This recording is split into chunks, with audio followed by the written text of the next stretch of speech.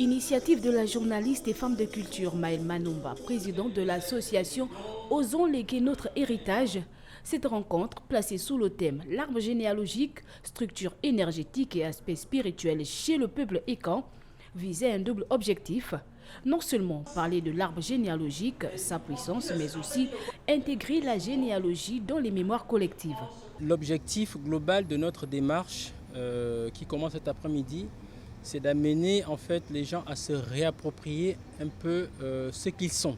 Le monde, de manière générale aujourd'hui, va vers la réappropriation de la civilisation et plus spécifiquement sur la culture. Donc si nous ne nous réapproprions pas notre culture, nous ne serons que ce que les anciens ont dit, nous serons des déracinés. Parler des Ekans, c'est aussi parler du très célèbre masque Ngil. Issu de la société secrète portant le même nom, le Ngil était autrefois pratiqué par la communauté Fan. Une société secrète à caractère judiciaire dont le but était la recherche et la mise hors d'état de nuire des sorciers, encore appelés Bayem.